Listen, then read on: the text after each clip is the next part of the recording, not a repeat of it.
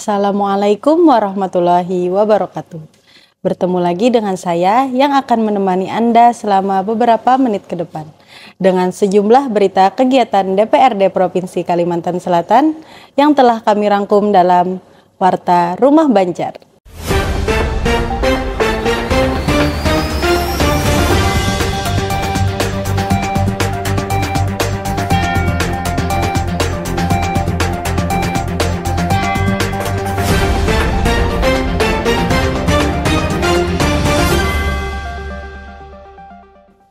Pada video kali ini, secara eksklusif, kami telah menghimpun sejumlah berita pilihan sepanjang bulan Juni dan Juli 2024.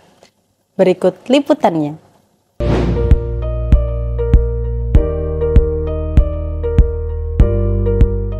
Provinsi Kalimantan Selatan memanggil Bawaslu dan KPU Provinsi Kalimantan Selatan dalam rangka rapat dengar pendapat tentang persiapan pilkada tahun 2024. Saat ini sudah dilakukan tahap-tahap pelaksanaan pilkada, di mana saat ini KPU sedang melakukan verifikasi ya terhadap paslon-paslon yang melalui jalur independen.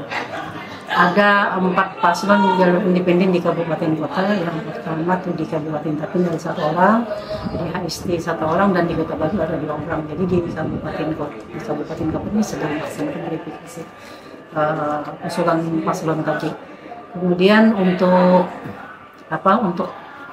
jaminan ya kepada para petugas-petugas ad hoc di KPU dan di Bawaslu. Tadi ada beberapa pertanyaan dari pihak Komisi 1, apakah ada diasuransikan untuk petugas-petugas nantinya yang akan bertugas pada pelaksanaan pilkada.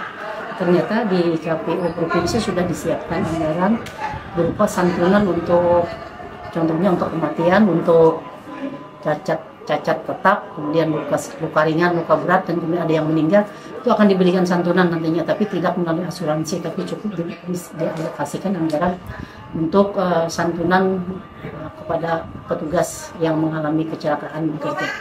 Untuk kesiapan sendiri Bu sudah berapa kali? Untuk kesiapan dari tahapan-tahapan yang ada sudah cukup bagus ya. Sudah berapa persen Bu? Dan anggarannya dari 130 miliar itu sudah sekitar 50 M sudah didapat.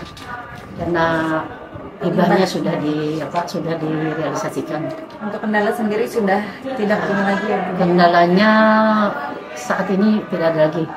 Harapan Komisi 1 sendiri Bunda untuk persiapan pilkada 2024 dari ini? Komisi 1 agar pihak Bawaslu dan KPU ya benar-benar menjalankan tugas dan fungsinya sehingga pilkada ini bisa berjalan dengan aman dan lancar. Kita harapkan kegiatan ini kan merupakan bukan hanya tanggung jawab dunia, merupakan tanggung jawab akhirat. Jadi kita harapkan KPU dan Bawaslu itu amanah dan istiqamah dari maksimal tugasnya.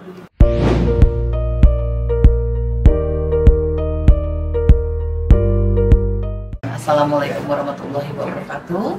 Kami dari DPRD Provinsi Kalimantan Selatan, khususnya dari Komisi 1, kami melaksanakan monitoring kerja ke Kecamatan Bugaan, Kabupaten Tabalong.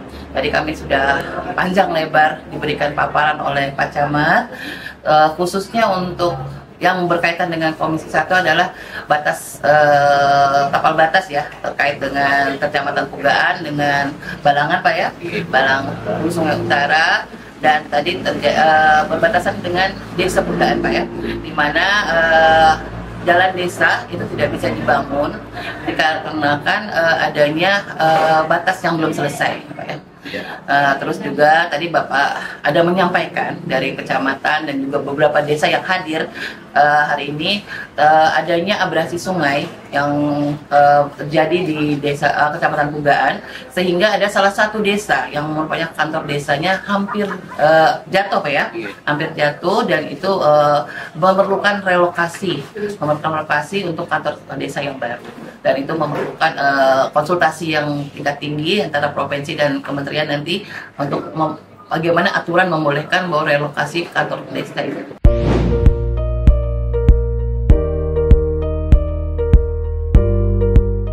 Hari ini kami berada di Kota Surabaya, Jawa Timur, yang hari ini kita berkunjung langsung ke TPS yang ternyata fiduciar itu adalah industri yang luas yang mencakup daerah kota Surabaya dan juga Sidoarjo. Nah, perusahaan ini berdiri sejak tahun 70 tahun yang lalu. Maksudnya tahun 70, berumur sudah 50 tahun. Dan mereka bergerak di industri manufaktur. Dan di dalam kawasan ini, ratusan perusahaan PMA dan juga ratusan perusahaan kita lokal Indonesia. Jadi ceritanya perusahaan ini ya jual lahan untuk pembangunan industri yang membutuhkan. Bahkan saking padatnya daerah ini sudah mereka mulai ekspansi ke keluar daripada Surabaya dan Sidoarjo.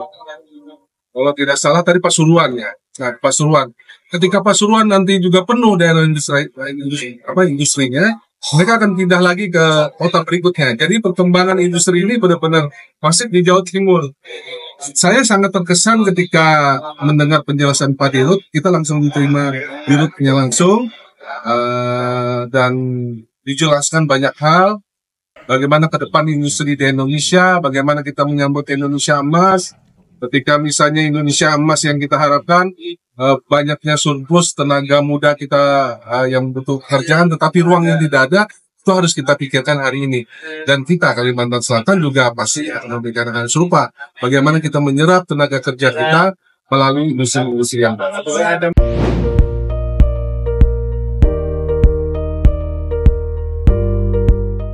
Alhamdulillah kami dari Komisi 3 DPRD Provinsi Selatan sesuai dengan jadwal kami berkunjung ke PT Pama Persada di desa di Sungai Danau.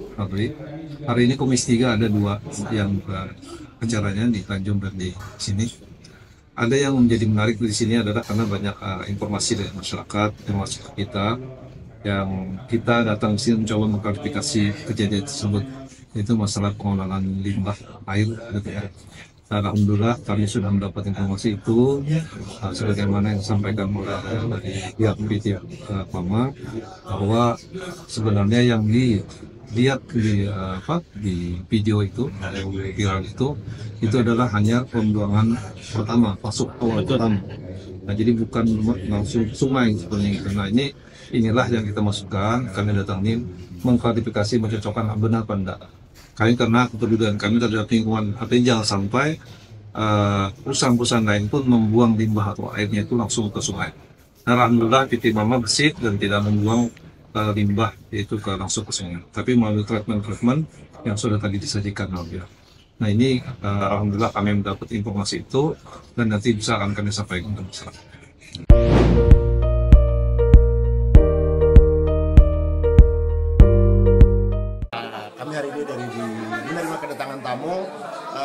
Dari DPRD Riau tentang pembentukan mereka lagi membentuk pansus tentang RT/RW yang mana Kalimantan Selatan telah menyelesaikan.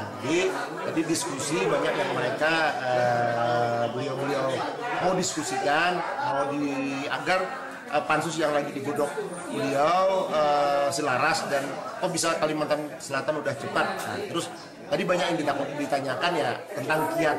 Nah, jadi kan kiat-kiatnya tadi sudah dijelaskan oleh Kepala Dinas Lingkungan Hidup, Dinas Perkebunan, Dinas Pekerjaan Umum, segala macam apa yang telah dilakukan dari dari dinas dan dari DPRD untuk mengamini perda tersebut. Kiat-kiatnya tadi telah disampaikan dalam forum rapat bahwa dibentuk timdu dan rapat koordinasinya serta pemerintah selaku gubernur tentunya dan ke pemerintah pusat untuk mensinkronkan dan hasil evaluasi ternyata di Mendagri sudah menyetujui perda. Jadi lebih banyak kepada kiat dan mau mengkolaborasi lah seperti apa, karena tidak jauh berbeda antara Riau dan Kalimantan Selatan kultur alamnya seperti itu.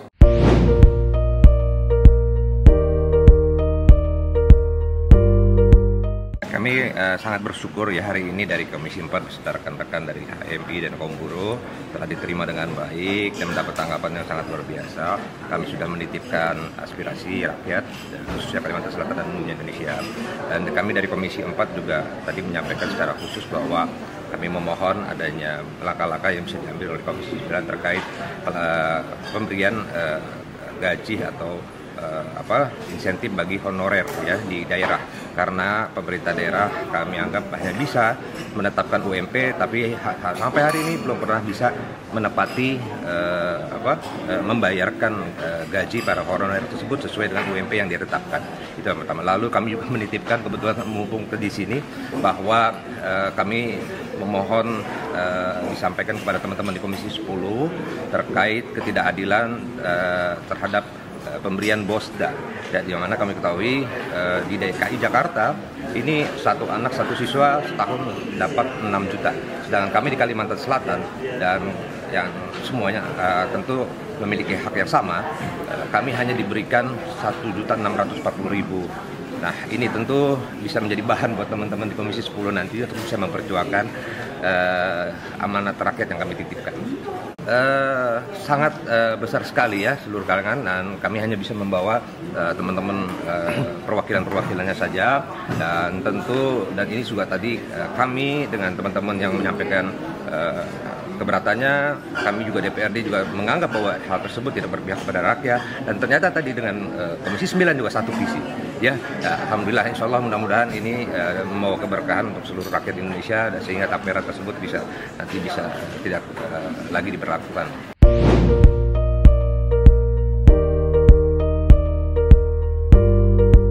Hari ini kami dari Komisi 4 berkunjung ke DIY, ke DP3A di Kota Yogyakarta. Kami membahas tentang masalah progres penurunan angka stunting dulu. Kemudian setelah kita bertemu dengan sekretaris dari DP3A DIY, bahwa dari programnya salah satunya yang bikin saya luar biasa adalah Wakil Ketua memberikan anggaran pejabat dinas beliau yang keluar itu untuk kegiatan dari penurunan stunting ini. Jadi itu sangat luar biasa. Mudah-mudahan nanti Kalimantan Selatan itu, dan mereka juga didukung mulai dari pemerintah dan dewannya sendiri, bahwa dari dewan punya pokir untuk bisa juga memberikan kegiatan untuk penurunan stunting. Dan memang program dari mereka adalah untuk penurunan stunting selain kepada seluruh mereka adalah ada program yang menemani untuk perempuan yang mau menikah, itu didampingi. Kemudian tentang salah satu penurunnya adalah bagaimana caranya mendampingi anak untuk menyelesaikan makan. Jadi jangan sampai sisa yang makan banyak adalah orang tuanya yang mendampingi tapi bukan dari anaknya. Itu adalah salah satu program mereka untuk misalnya anak-anak memberikan pembelajaran kepada orang tua ketika anak makan ditemani sampai selesai. Jadi itu salah satu memang dimulai dari programnya dan kemudian anggarannya sendiri. Memang di DIY ini sepenuhnya didukung. Kita berharap juga di Kalimantan Selatan ada sinergi antara pemerintah, dewan, dan SKPD terkait, itu memang benar-benar memberikan perhatian yang lebih fokus lagi untuk kita di Kalimantan Selatan.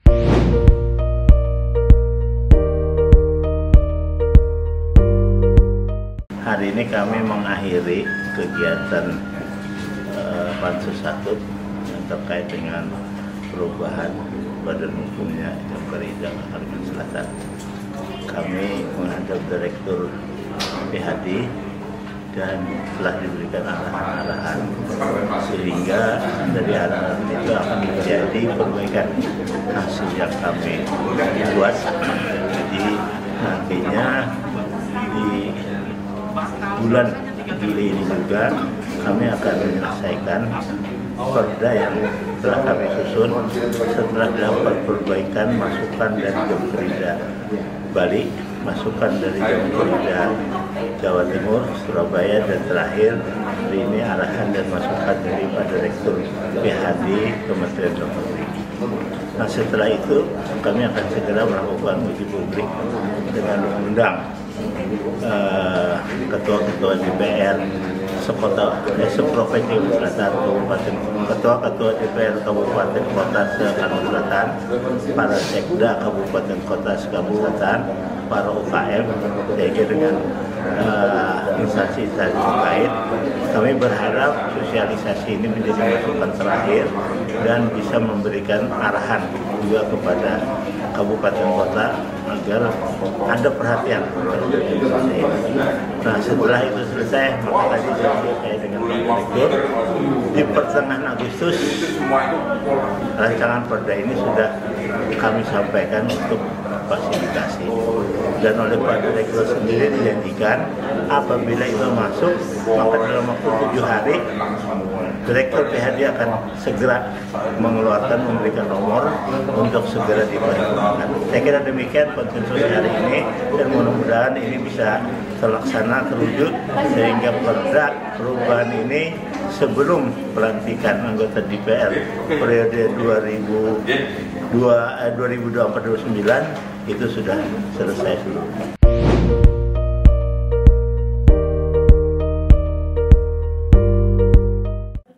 Kami hari ini mengunjungi Jamkrida Provinsi Jawa Timur, dan alhamdulillah diterima oleh Pak Dirut langsung dan juga Pak Direktur dan seluruh jajaran terkait kami pembahasan Pansus 2 penyertaan modal PT Jamkrida Provinsi Kalimantan Selatan.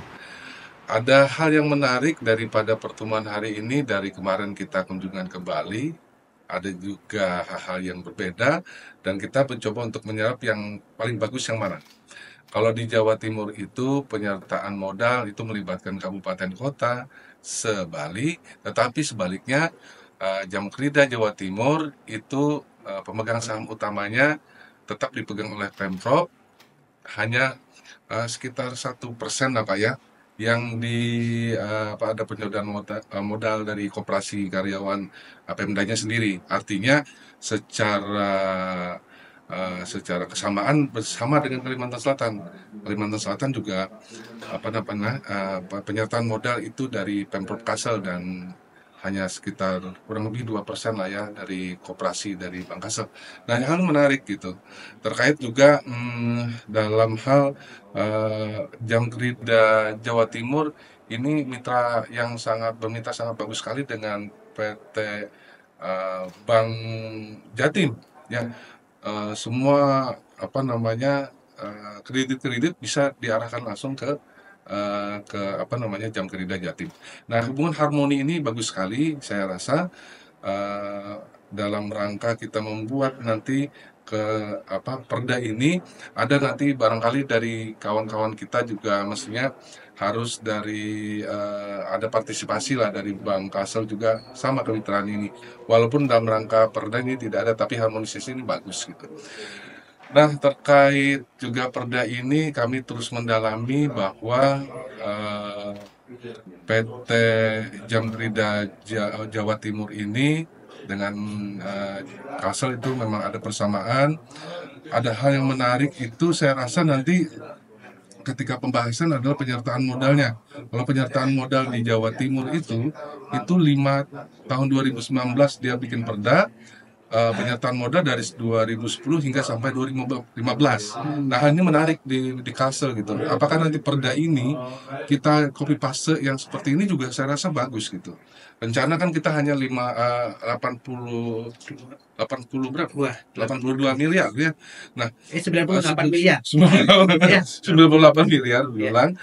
Penyertaan modal ini tentu saja kita akan bikin, walaupun dalam pembahasan pansus kemarin sudah disampaikan bahwa kita ingin kredit ini bukan berhenti di tahun ini dan tahun murni di 2025, tapi nanti akan ada penyertaan modal tambahan lagi di tahun-tahun berikutnya. Walaupun jumlahnya mungkin akan kita sepakati di pansus, itu jumlahnya ya berapa nanti kita putuskan di pansus saja. Tapi hal ini bagus kayaknya. Jadi perda tidak dibikin hanya satu 2 tahun bikin perda lagi. Ini tidak. Kita akan, seperti saya bilang di awal waktu pansus, perda ini kita bikin akan menantang zaman. Minimal 5 tahun.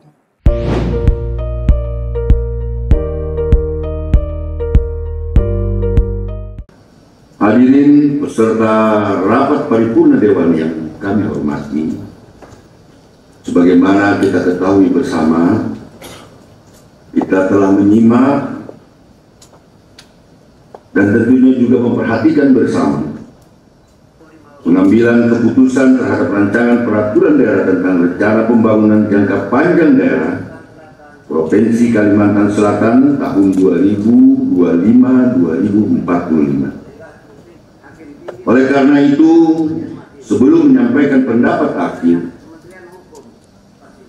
perkenankanlah kami menyampaikan ucapan terima kasih dan apresiasi yang luar biasa kepada seluruh anggota Dewan Perwakilan Rakyat Daerah Provinsi Kalimantan Selatan serta panitia khusus yang telah melakukan pembahasan atas rancangan peraturan daerah tentang rencana pembangunan jangka panjang daerah Provinsi Kalimantan Selatan tahun 2025-2045. Saudara pimpinan dan para anggota Dewan yang kami hormati serta peserta rapat paripurna Dewan yang berbahagia, dengan telah tercapainya persetujuan bersama antara Dewan Perwakilan Rakyat Daerah dan Gubernur terhadap rancangan peraturan daerah pada hari ini, maka sesuai dengan mekanisme pembentukan peraturan daerah yang diatur dalam peraturan perundang-undangan,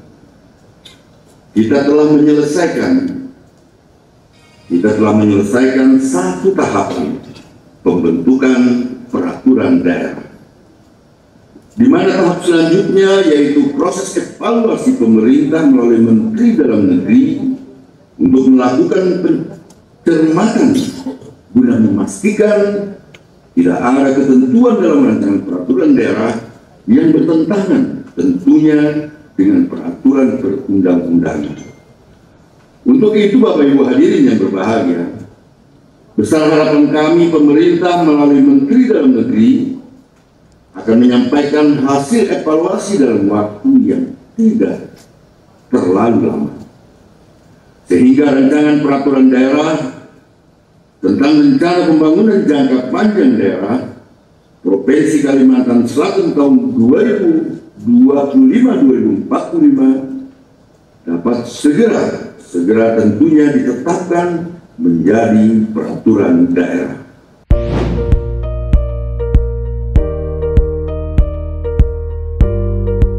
Pansus 4 rapat tentang pengelolaan kekayaan daerah yang dipisahkan dan lain-lain keadaan yang sah dengan Kementerian Dalam Negeri, sangat banyak hal-hal yang positif yang dibutuhkan untuk perbaikan dan penyempurnaan raperda ini.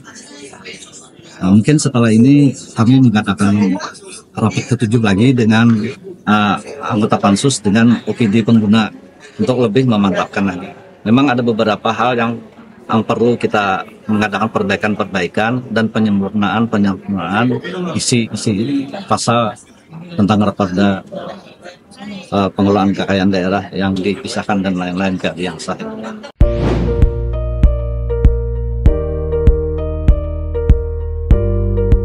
Pertama dulu kami mengucapkan sekretariat Desa Kalimantan Samping kepada Bang Kasir yang masih esen, yang bisa berbagi rasa termasuk juga kalian, karena ini adalah di Pesprom DPRD kaitan hubungannya adalah emosional dan rasional. Emosional lah kita bicara, emosional ini adalah kebersamaan. Bang Kasir ini adalah orangnya Bang masyarakat Kalimantan Selatan. Bang Kasir sudah tumbuh sangat luar biasa. Nah, harapan kami adalah khususnya kepada Bang Kasir, semoga ini bisa dipertingkatkan lagi, karena mana penduduk kita bertambah padat. Kalau bisa di tahun akan datang, kalau hanya 2 berarti bagiannya hanya yang sama, karena ini banyak sudah mencapai di atas 17 tahun sudah bisa ikut kurban. Kalau di bawah itu kan hanya akikah, bukan istilahnya. Nah, kepada Bang Kasir sekali lagi kami mengucapkan semoga kita dipertemukan lagi di tahun-tahun seperti biasa. harapan kami adalah Bank Kalsel adalah bank bergerak cepat untuk membangun benua. Begitu juga pihak Pesprom yang seringkali memberitakan berdampak positif. Walaupun itu kritikan, itu ada evaluasi bagi bank, ini adalah bank ini seolah-olah kan adalah yudikatif untuk mengelola dana masyarakat orang banyak. Begitu juga peran DPR adalah fungsi kontrolnya. Begitu juga gubernur adalah fungsi kebijakannya. Harapan kami 2-3 ini adalah saling satu menyatukan.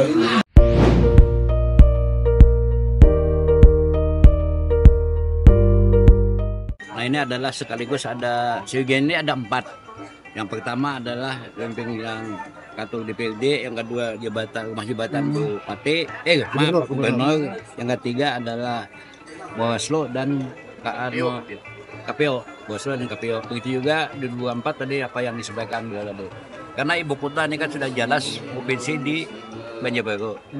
Banten tuh Banjarbaru ini ada satu bagian ibu kota yang ditetapkan sesuai dengan keputusan yang telah kita terima. Akhirnya kantor pemerintahan mendekati gabungan dengan kantor DPRD dan kantor Gubernur Kalimantan Selatan. Ini pertama, harapan kami adalah kemungkinan besar nantinya tadi kami mintakan nanti mungkin usulan lagi kalau bisa rumah anggota-anggota harus ada di sini juga. Nah, itu di 2005 atau 2026 yang akan datang. Kalau supaya nanti bekerjanya sangat dekat. Kalau di Banjarmasin kan nanti mobilisasinya itu bertambah lagi biaya yang apalagi BBM kita naik.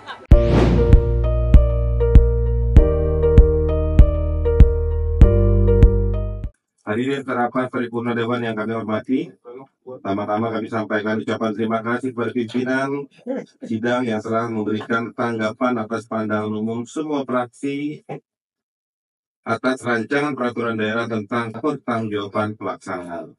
Kami juga menyampaikan ucapan terima kasih kepada seluruh fraksi yang telah memberikan apresiasi yang luar biasa kepada Provinsi Kalimantan Selatan yang memperoleh opini wajar tanpa pengecualian yang ke-11 kalinya secara berturut-turut. Ya, hal ini tidak mungkin diperoleh tanpa kerjasama dari semua pihak, baik itu eksekutif maupun legislatif. Selanjutnya kami juga berterima kasih atas apresiasi semua fraksi terhadap kinerja pendapatan yang diraih pemerintah Provinsi Kalimantan Selatan yang telah mencapai 108,30% dari yang dianggarkan. Terhadap saran yang diberikan terkait realisasi belanja daerah tahun anggaran 2023 yang mencapai 89,68%, kami menyadari bahwa angka yang tersaji terlihat kecil. Namun demikian jika dilihat dari realisasi capaian visi pelaksanaan program kegiatan telah mencapai sesuai dengan yang diharapkan dengan perhatikan alokasi anggaran dan efisiensi belanja. Demikian Warta Rumah Banjar. Terus saksikan video-video dari kami dan jangan lupa ikuti kanal YouTube kami di DPRD Kalsel. Wassalamualaikum warahmatullahi wabarakatuh.